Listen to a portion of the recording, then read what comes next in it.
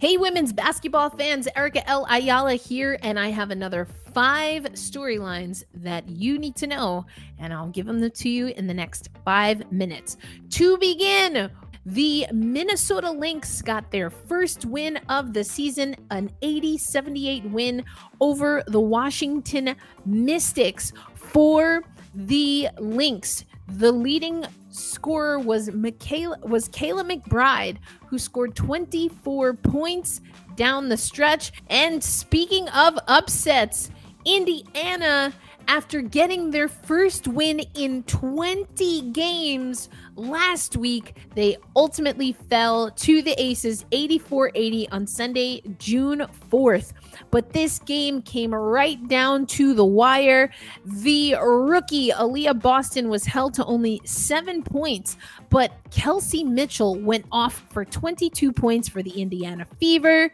And for the Las Vegas Aces, they were led by a 27-point performance by the one and only A'ja Wilson. The New York Liberty and the Chicago Sky had a home-and-home series, and the Chicago Sky lost at home 77-76 to the New York Liberty team, but they got their revenge at Barclays with an 86-82 win. Kalia Copper was the leading point scorer for the Chicago Sky in both games, and it was Breanna Stewart being dominant for the Liberty. Now, with all of those performances, of course, we have some updates on the players of the month. The rookie of the month, that went to the one and only Aaliyah Boston. It's the second time in franchise history that a Fever rookie has received the honor. Natalie Achonwa won in 2015. Of course, she is on maternity leave and playing with the Minnesota Lynx. Boston led all rookies in scoring with 15.8 points per game in the month of May. She played 27 minutes and ranked second in the league in field goal percentage with 66.7%.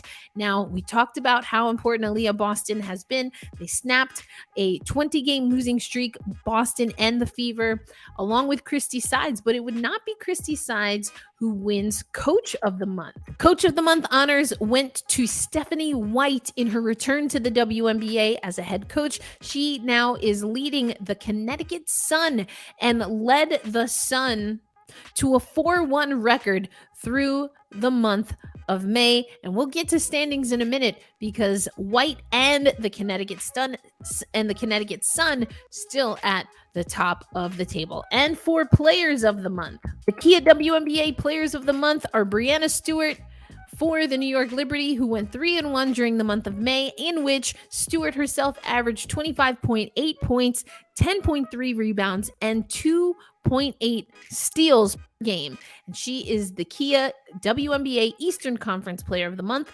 For the Western Conference Player of the Month, Arike Ogunbowale of the Dallas Wings, who also went 3-1 in the month of May. Now, Arike averaged 25.3 points per game, 4.5 rebounds per game, and 3.8 assists per game for the Dallas Wings. Now, speaking of the standings, let's take a look at those right now. Before the games on Tuesday, your number one team is the Las Vegas Aces. They are a perfect 6-0 on the season. The Connecticut Sun just dropped that one game to the New York Liberty. They are 6-1 on the season. The New York Liberty 4-2. The Los Angeles Sparks come in at 4. Chicago Sky in 5. The Washington Mystics at 6. The Dallas Wings at 7. And the Atlanta Dream at 8. Meaning if the season were to end today, those would be the teams in the playoffs. Let's talk about the WNBA All-Star Weekend. Voting for the All-Star Weekend starts this Wednesday for fans. You can vote using Instagram, on the web. You can also vote on the WNBA app. And the top vote getters, the top 2 vote getters in the fan vote, which counts for 50% of the overall vote, those will be your captains, and they will select from the remaining 8 players of the top 10 vote getters. Then the coaches of the WNBA will select an additional 12 players as reserve players. Now, while I will not be voting using the fan vote, I do once again have a media vote. And so make sure you stay tuned to Black Rosie Media, and I will reveal who I voted for the All-Star Weekend.